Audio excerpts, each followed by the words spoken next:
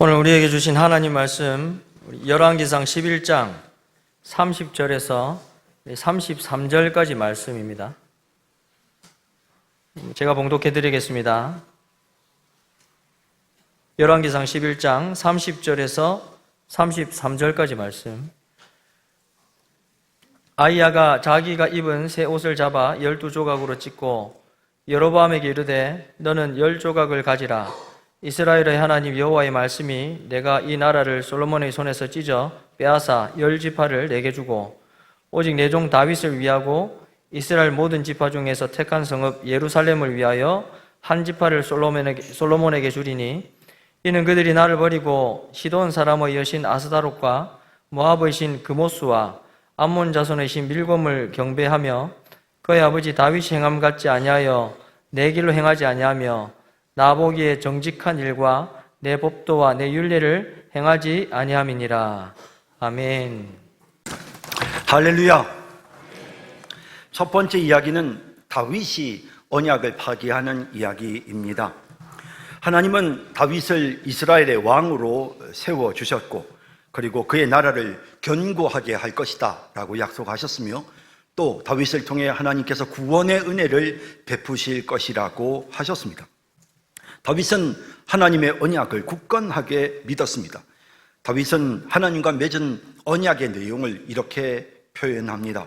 사무엘하 23장에 보면 이스라엘의 하나님이 말씀하시며 이스라엘의 반석이 내게 이르시기를 사람을 공의로 다스리는 자, 하나님을 경외함으로 다스리는 자여. 하나님께서 다윗에게 지금 하시는 말씀입니다. 공의로 또 하나님을 경외함으로 이 나라를 다스리는 다윗을 보면서 다스리는 자여, 그는 돋는 해 아침빛 같고 구름 없는 아침 같고 비 내린 후에 광선으로 땅에서 움이 돋는 새풀 같으니라. 얼마나 멋진 표현입니까? 하나님께서 다윗에게 이렇게 복을 주신다는 것입니다. 다윗이 정말 하나님의 명령을 따라서 공의로 그 백성을 통치하고 하나님을 경외하면서 다스리기만 하면 하나님께서 이렇게 다윗에게 복을 주신다는 것입니다. 하나님이 나와 더불어 영원한 언약을 세우사 만사에 구비하고 견고하게 하셨으니 나의 모든 구원과 나의 모든 소원을 어찌 이루지 아니하시랴. 하나님께서 나에게 이런 언약을 약속하셨으니 그러니 하나님께서 반드시 나를 통해서 구원의 복을 주실 것이고 내 모든 소원을 이루어 주실 것이다 라고 이렇게 다윗이 말합니다. 다윗은 하나님께서 자신에게 말씀하신 그 언약의 메시지를 따라서 백성들을 정의와 공의로 잘 다스렸고 그 결과 하나님께로부터 복을 받게 됩니다. 사무엘하 8장, 다윗이 온 이스라엘을 다스려 다윗이 모든 백성에게 정의와 공의를 행할세. 14절에 다윗이 어디로 가든지 여호와께서 이기게 하셨더라. 그의 나라를 견고하게 하시고 하나님이 다윗에게 구원의 은혜를 베푸셨습니다. 하지만 다윗은 하나님과의 언약을 완벽하게 지키지 못했습니다. 그는 우리아의 아내 바세바의 일로 범죄하여 하나님의 언약을 파기하고 말았습니다.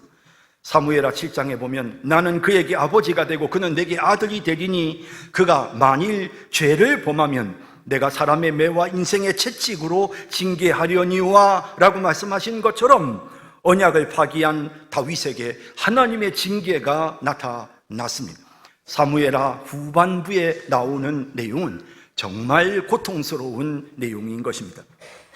하나님과의 언약을 지키는 자에게 하나님이 주시는 축복은 말로 다 표현할 수 없지만 문제는 인간이 너무 연약해서 하나님과 맺은 그 언약을 지킬 수가 없다는 것입니다. 다윗이 비록 예수님을 예표하는 인물이었지만 그도 역시 연약한 인간이었기에 하나님과의 언약을 지키지 못했습니다. 그래서 하나님은 우리를 대신해서 언약을 지키고 그 언약의 축복을 우리에게 전달해 주실 예수님을 이 땅에 보내주신 것입니다. 예레미야 31장에 여호와의 말씀이니라. 보라, 날이 이르리니 내가 이스라엘 집과 유다 집에 새 언약을 맺으리라. 이 언약은 내가 그들의 조상들의 손을 잡고 애굽 땅에서 인도하여 내던 날에 맺은 것과 같이 아니할 것은 내가 그들의 남편이 되어서도 그들이 내 언약을 깨뜨렸음이라 여호와의 말씀이니라 하십니다. 모세도 언약을 깨뜨렸고 이스라엘 백성들이 언약을 깨뜨렸고 다윗조차도 하나님 앞에 맺은 언약을 지키지 못했기 때문에 그래서 이제 새로운 언약을 체결하시겠다는 것입니다. 그래서 이 새 언약을 위해 예수님을 이 땅에 보내셨습니다. 예수님은 다윗의 후손으로 태어나셨고 우리의 왕이 되셔서 우리를 통치하시고 정의와 공의를 행하시며 하나님의 언약을 완성하시는 그런 모습을 보여줍니다. 그리하여 그 주님의 역할을 통해서 마치 다윗이 하나님 앞에 언약에 신실할 때 그 백성들이 복을 받는 것처럼 마찬가지로 우리 주님이 그 언약을 완성하심으로써 이제 우리가 구원의 축복을 받아 누릴 수 있게 된 것입니다. 예레미야 23장 여호와의 말씀이니라 보라 때가 이르리니 내가 다윗에게 한 의로운 가지를 일으킬 것이라. 그가 왕이 되어 예수님에 대한 말씀입니다. 지혜롭게 다스리며 세상에서 정의와 공의를 행할 것이며 그의 날에 유다는 구원을 받겠고 이스라엘은 평안히 살 것이며 그의 이름은 여호와 우리의 공의라 일컬음을 받으리라. 예수님께서 이 땅에 오셔서 하나님의 공의를 실현하고 완성시켜 주심으로 이제 우리는 구원을 받게 된 것입니다. 다윗은 언약을 지키지 못해 그 구원이 이루어지지 못하고 백성들에게 전달되지 못했지만 예수님은 온전히 그 언약을 성취하심으로 우리를 구원하시는 이런 놀라운 축복을 누리게 하신 것입니다. 두 번째는 솔로몬의 언약 파기 이야기입니다. 솔로몬은 다윗의 뜻을, 아버지 다윗의 뜻을 따랐습니다. 열왕기 3장에 보면 솔로몬이 여호와를 사랑하고 그의 아버지 다윗의 법도를 행했다라고 분명히 말하고 있습니다. 그는 1000 번제를 드렸고 백성을 잘 다스릴 수 있는 지혜를 구했습니다. 그런 솔로몬의 모습을 보시고 하나님은 솔로몬에게 약속하셨습니다. 언약을 맺으셨습니다. 열왕기서 3장에 보면 그 내용이 나옵니다. 내가 너의 말대로 하여 너에게 지혜롭고 총명한 마음을 줄 것이다. 너의 앞에도 너와 같은 자가 없었거늘 너의 뒤에도 너와 같은 자가 일어남이 없을 것이다. 내가 또 너에게 네가 구하지 아니한 부귀와 영광도 너에게 주노니 내 평생의 왕들 중에 너와 같은 자가 없을 것이다. 너가 만일 내 아버지 다윗이 행함같이 내 길로 행하며 내 법도와 명령을 지키면 내가 또 너의 날을 길게 할 것이다. 하나님께서 솔로몬에게 약속하시는, 하나님께서 솔로몬과 언약을 맺으시는, 그래서 내가 너의 나라를 견고하게 세워줄 것이고 너에게 평화가 넘치게 할 것이다 라고 약속하셨습니다.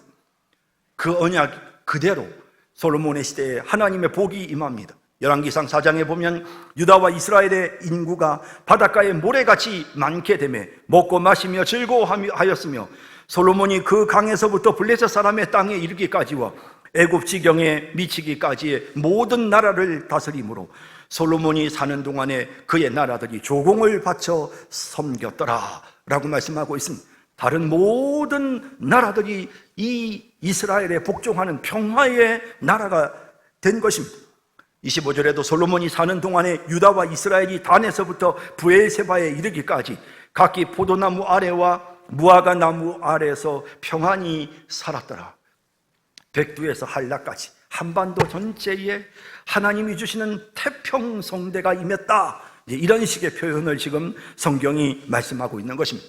이스라엘 전체에 태평성대가 찾아온 것입니다.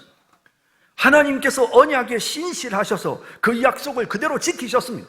솔로몬이 하나님과의 언약을 지킬 때 하나님께서도 이스라엘 백성들과의 언약을 지키셔서 솔로몬이 언약을 지켰는데 백성들이 복을 받는 모습을 보는 것입니다. 그러나 솔로몬은 나이 들어 하나님과 맺은 언약을 깨고 말았습니다. 많은 아내를 둔 솔로몬은 노년의 우상 숭배의 제약에 빠졌습니다.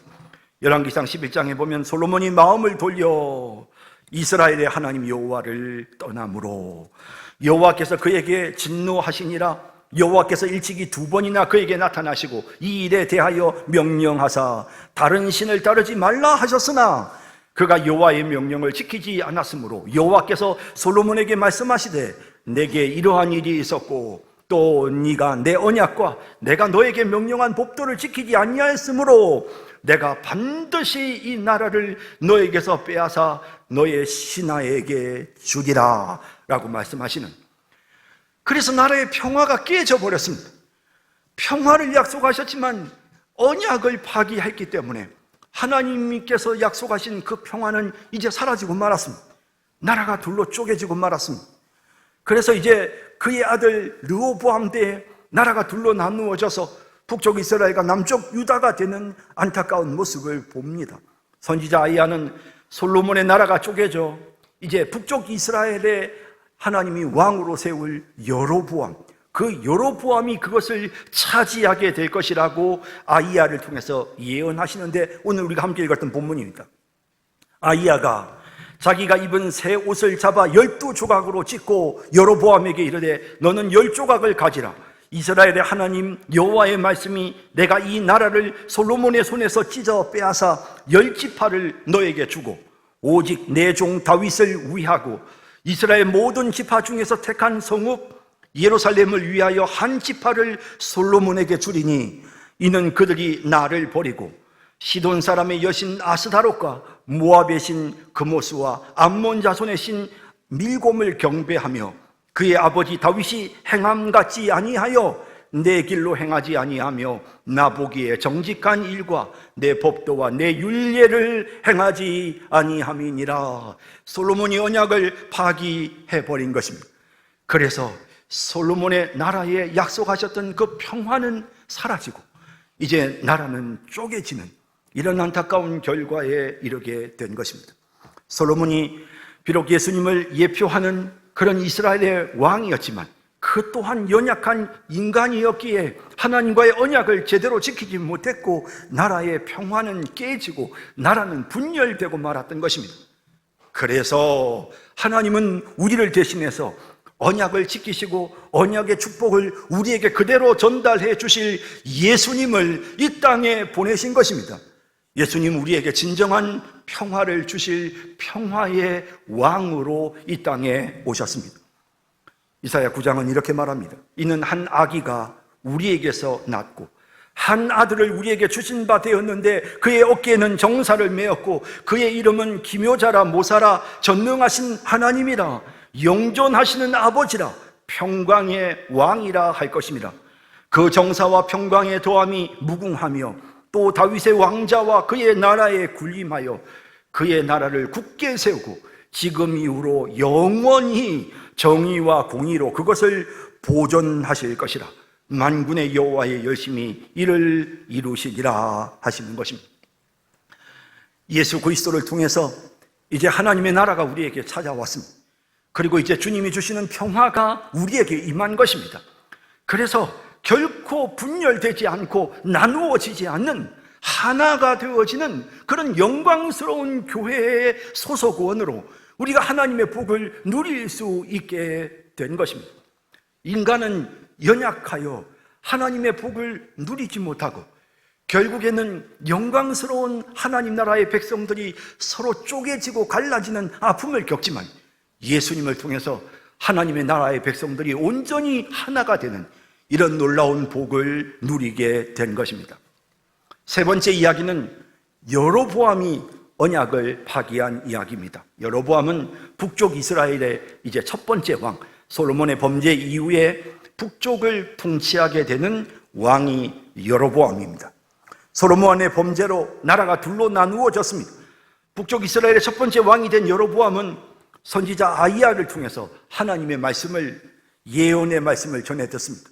열왕기상 11장에 보면 내가 너를 취하리니 너는 너의 마음에 원하는 대로 다스려 이스라엘 위에 왕이 되되 내가 만일 내가 너에게 명령한 모든 일에 순종하고 내 길로 네가 행한다면 내 눈에 합당한 일을 하며 내 종 다윗이 행함같이 내 율례와 명령을 지키면 내가 너와 함께 있어서 내가 다윗을 위하여 세운 것 같이 너를 위하여 견고한 집을 세우고 이스라엘을 너에게 주리라 라고 견고한 하나님의 집을 세워서 내가 너에게 줄 것이다 라고 약속하시는 이런 모습을 보게 되는 것입니다. 예, 그 약속의 말씀대로 여로보암은 이스라엘의 왕이 되었습니다. 애굽으로 도망쳤던 여로보암이 이제 솔로몬이 죽자 다시 돌아오게 되었고, 백성들이 여로보암을 그들의 왕으로 세웠습니다. 12장에 보면 이에 이스라엘이 다윗의 집을 배반하여 오늘까지 이르렀더라. 온 이스라엘이 여로보암이 돌아왔다 함을 듣고 사람을 보내 그를 공회로 청하여 온 이스라엘의 왕으로 삼았으니 유다 지파 외에는 다윗의 집을 따르는 자가 없으니라 라고 말하고 있는 것입니다. 이렇게 여로보암이 이스라엘의 왕이 되었습니다. 솔로몬이 언약을 파기함으로써 이제 그 나라의 그 영광이 이제 여로보암에게로 넘어가게 된 것입니다. 여로보암이 유다를 제외한 나머지 이스라엘 전체를 통치하고 다스리는 그런 영광스러운 왕이 되었고, 하나님은 여로보암에게 언약하셨습니다. 네가 공의를 따라 행하고 네가 정말 의로운 자가 되면 내가 너의 나라를 견고하게 하겠다고 약속하셨습니다. 그러나 여로보암은 연약해졌습니다. 두려웠습니다. 예루살렘 성전에 가서 혹시 절기를 지키다가 남쪽에 투항할까봐 그게 겁이 났습니다. 백성들을 잃게 될까봐 두려움이 생겨서 어리석은 행동을 하게 됩니다. 열왕기상 12장 27절 이하에 보면 만일 이 백성이 예루살렘에 있는 여호와의 성전에 제사를 드리고자 하여 올라가면 이 백성의 마음이 유다 왕 된 그들의 주 르호보암에게로 돌아가서 나를 죽이고 유다의 왕 르호보암에게 돌아가리로다 하고, 하나님이 그렇게 하지 않을 것이고 그 나라가 견고할 것이라고 약속하셨지만 여로보암이 믿지 못했습니다. 이에 계획을 세웁니다. 두 금송아지를 만들고 무리에게 말하기를 너희가 다시는 예루살렘에 올라갈 것이 없도다. 이스라엘아, 이는 너희를 애굽 땅에서 인도하여 올린 너희의 신들이라 하고 하나는 베델에 두고 하나는 단에 둔지라.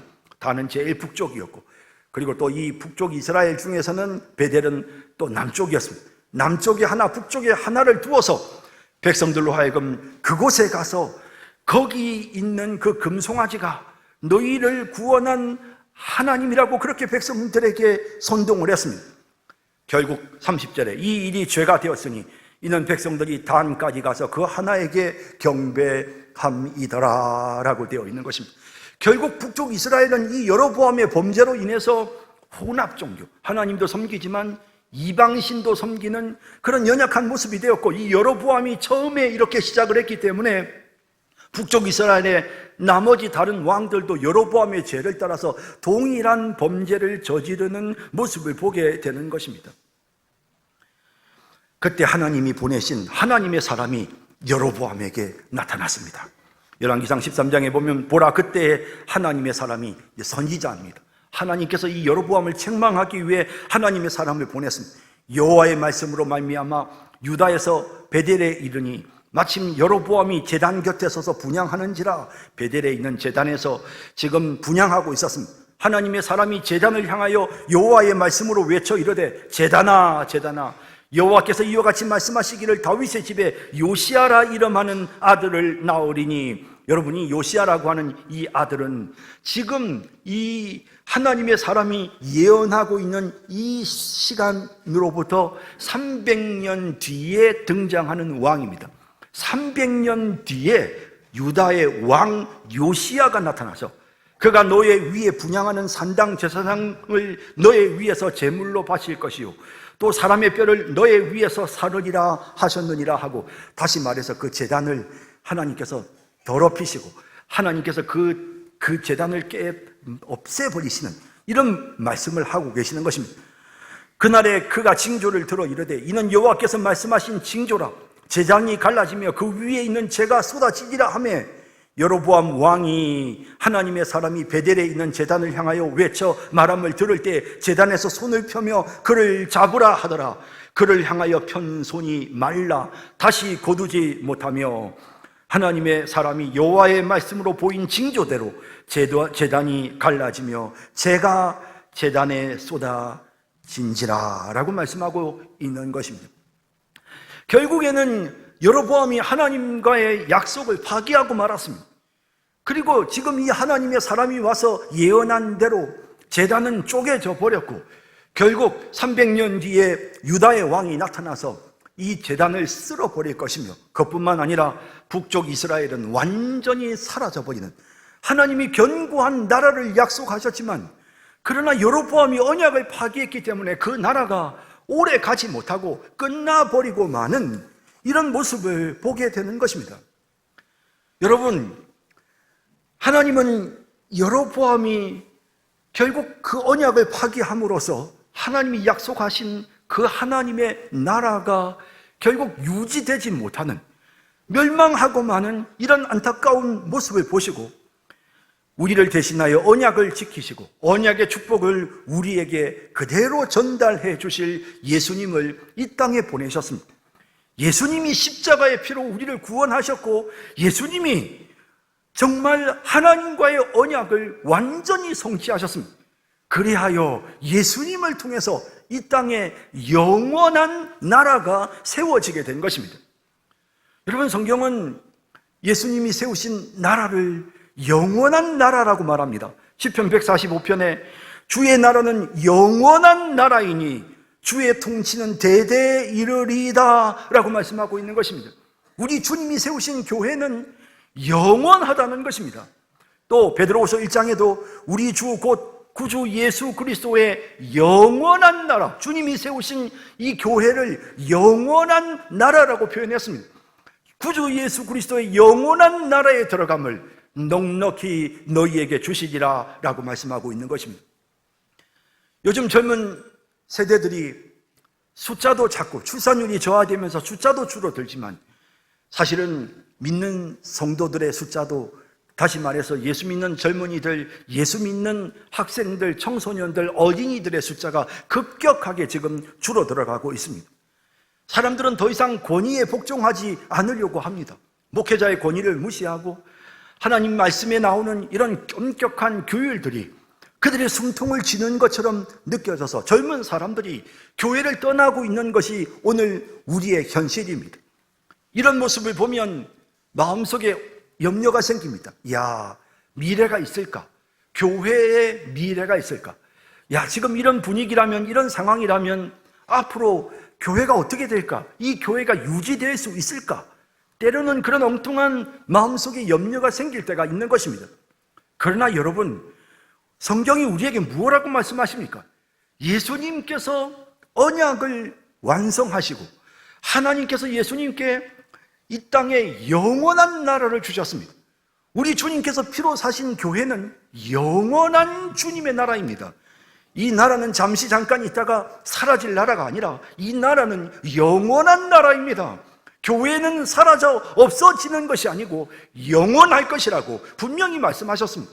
우리 주님이 재림하셔서 그 나라가 완성될 때까지 이 땅에 주의 나라는 영원할 것입니다. 이 사실을 굳건하게 믿는 우리 주님이 그것을 위해서 이 땅에 오셔서 언약을 성취하기 위해 죽어주셨으므로 교회는 영원할 것입니다. 교회는 영원할 것입니다. 이 사실을 믿는 우리 모두가 되기를 진심으로 바랍니다.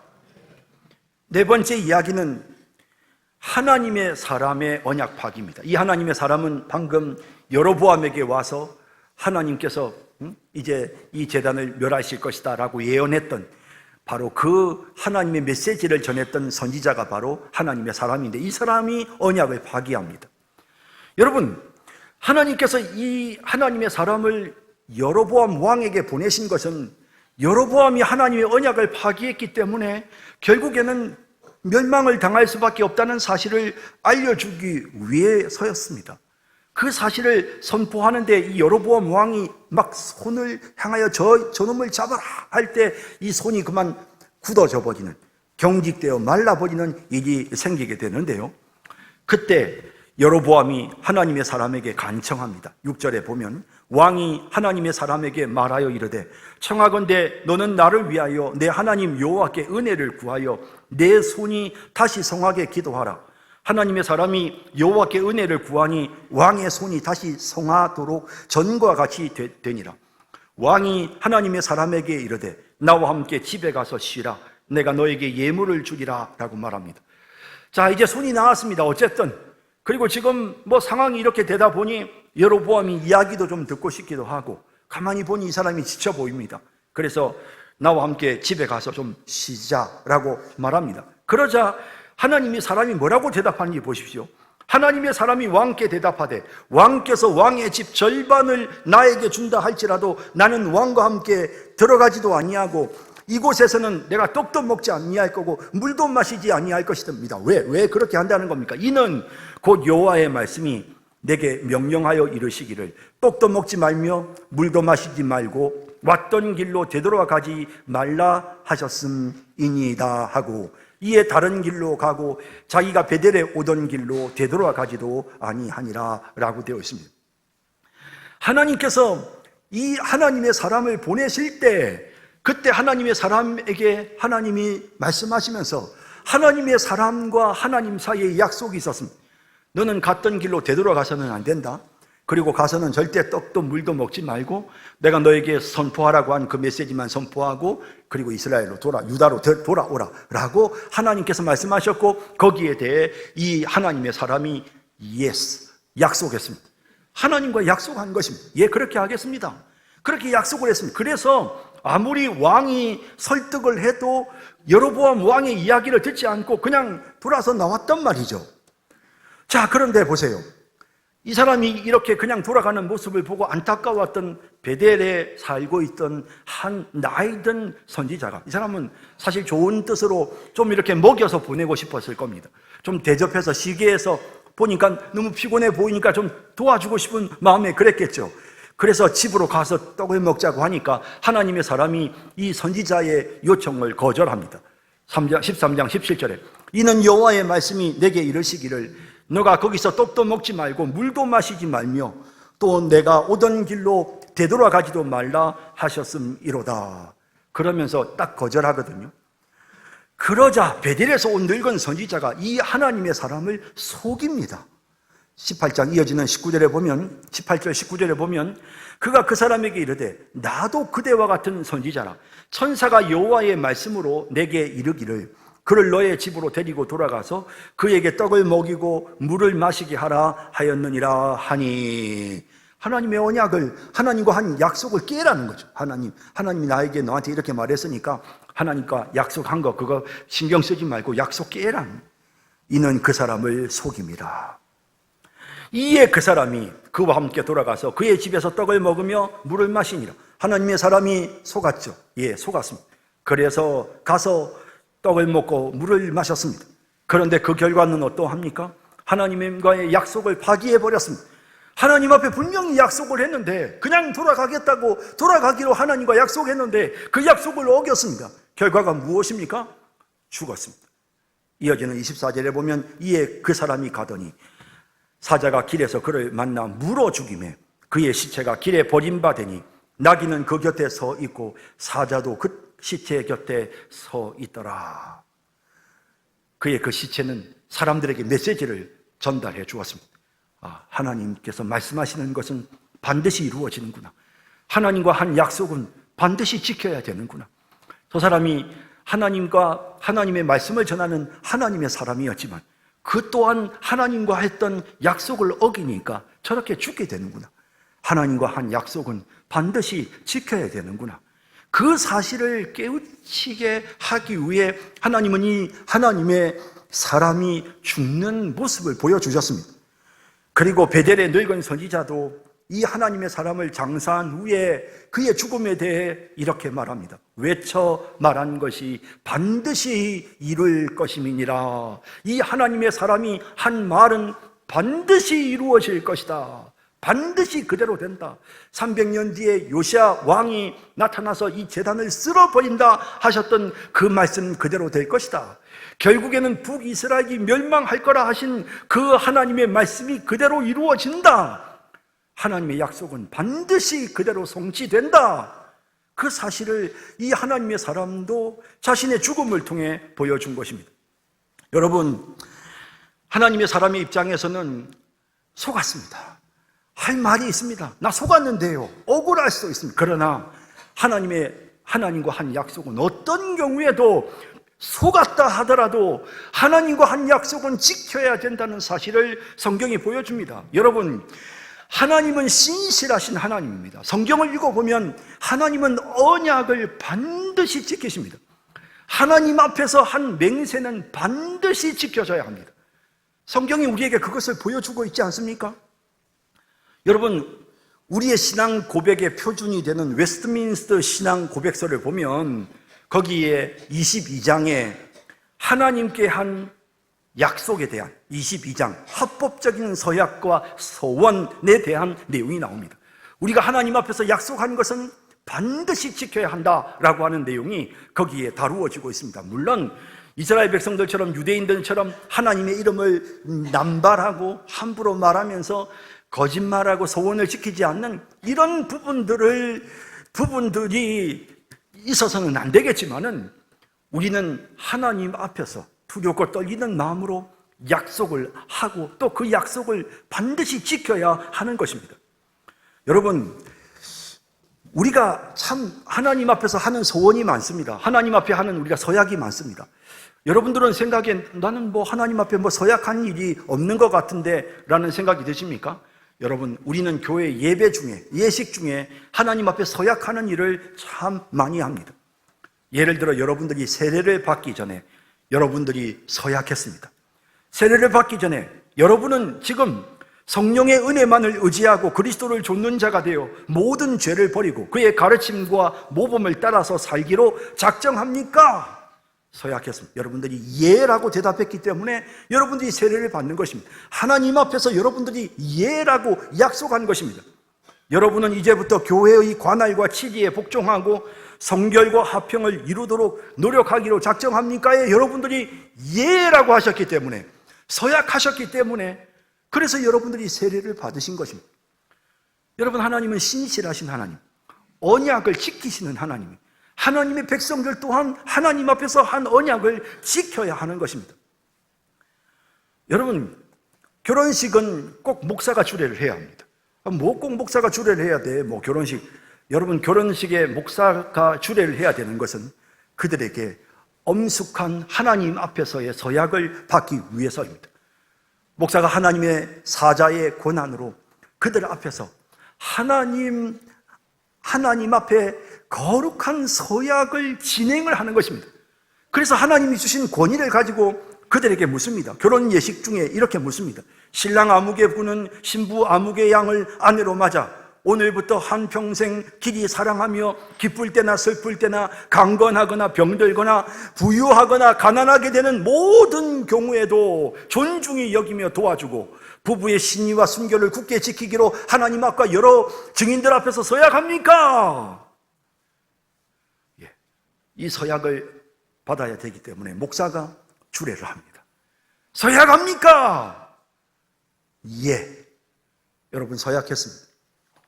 그러면 그 서약은 반드시 지켜야 합니다. 하나님 앞에서 한 그 서약은 지켜야 합니다. 내가 정말 끝까지, 죽을 때까지 내가 부부의 신의와 순결을 굳게 지키기로 하나님 앞에서 서약한 것은 반드시 지켜야 하는 것입니다. 언약에 신실하신 하나님은 우리가 약속한 것에 대해서 지키라고 말씀하시는 것입니다. 우리 교회 강도사님들이 이제 한 달 뒤에 목사 임직을 받습니다. 목사 임직식에서 목사는 이렇게 서약합니다. 어떤 핍박이나 반대를 당할지라도 인내하고 중심으로 복음의 진리를 보호하며 교회의 성결과 화평을 힘써 도모하여 근실히 사역하기로 작정합니까? 예, 대답해야 합니다. 서약해야만 목사 안수를 받을 수 있습니다. 어제 우리 교회 부목사님으로 계셨던 우리 김동신 목사님의 위임식이 있었습니다. 위임식을 할 때 그 교회 교인들이 일어나서 서약합니다. 여러분은 겸손하고 사랑하는 마음으로 그의 교훈하는 진리를 받으며 이제 위임하시는 목사님의 그 교훈하는 진리를 겸손과 사랑의 마음으로 받는다. 그리고 그분의 진리를 복종하기로 승낙합니까? 예. 목사가 수고할 때 위로하며 여러분을 가르치고 인도하며 신령한 덕을 세우기 위하여 진력할 때 도와주기로 작정합니까? 예. 여러분이 서약하셨습니다. 장로, 집사, 권사로 임직할 때 임직자들에게도 서약을 받습니다. 임직자들이 서약합니다. 하나님의 은혜를 의지하여 진실한 마음으로 본직에 관한 범사를 힘써 행하기로 맹세합니까? 예. 교회의 화평과 연합과 성결을 위하여 진력하기로 맹세합니까? 예. 하나님 앞에 임직할 때 이 서약을 했기 때문에 그래서 임직을 받았습니다. 그리고 이 임직할 때 그 임직하는 분들만 서약한 게 아니고 성도들도 서약합니다. 아무개 씨를 본교회 장로, 아무개 씨는 본교회 집사, 권사로 받고 성경과 교회 정치에 가르친 바를 따라서 주 안에서 존경하며 위로하고 장로에게는 복종하고 집사와 권사에게는 협조하기로 맹세합니까? 라는 질문에 여러분들이 예라고 대답하셨습니다. 그래서 장로로, 집사로, 권사로 세운 것입니다. 하나님은 언약에 신실하신 하나님입니다. 사람들이 약속을 정말 형편없이 생각하는 시대입니다. 하지만 우리가 하나님 앞에서 한 약속은 우리가 지켜야 되는 것입니다. 물론 구약시대 백성들처럼 우리도 연약한 것은 사실입니다. 그러나 우리는 분명히 믿습니다. 고린도후서 1장 20절에 하나님의 약속은 얼마든지 그리스도 안에서 이해가 됩니다. 그리스도의 도우심으로 말미암아 우리가 하나님 앞에서 한 약속은 얼마든지 이루어지는 것입니다. 우리 주님이 도와주시기 때문에 그 약속을 우리가 이룰 수 있는 것입니다. 우리는 부족해도 언약에 신실하신 우리 주님이 우리 안에서 우리를 도우셔서 그 약속을 지킬 수 있도록 만들어 주시는 것입니다. 그런즉 그로 말미암아 우리가 아멘하여 하나님께 영광을 돌리게 되느니라.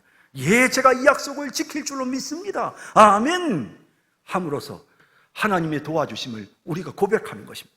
하나님, 난 부족해도 하나님 나 도와주시기 때문에 이 약속 지킬 수 있습니다. 그래서 하나님이 영광을 받으시는 것입니다. 또한 우리를 너희와 함께 그리스도 안에서 굳건하게 하시고 우리에게 기름을 부으시는 이는 하나님이시니, 기름을 부으시는 게 뭡니까? 성령을 부어주셨습니다. 그가 또한 우리에게 인치시고 보증으로 우리의 마음에 성령을 주셨느니라. 성령께서 우리 속에 역사하십니다. 그 성령의 도우심으로 우리가 하나님 앞에서 한 언약을 지킬 수가 있는 것입니다. 하나님 앞에서 맺은 언약을 성령의 도움으로 지킬 수가 있는 것입니다. 사랑하는 성도 여러분, 하나님은 언약에 신실하신 하나님입니다.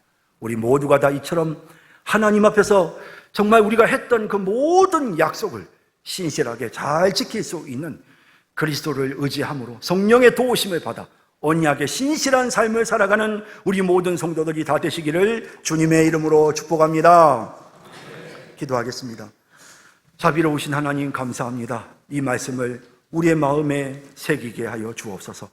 이제 저희가 성찬 예식을 거행하고자 하오니 이 예식을 통해 우리 주님께서 우리에게 예비하신 풍성한 은혜가 우리에게 임하게 하여 주옵소서. 예수님의 이름으로 기도드립니다. 아멘.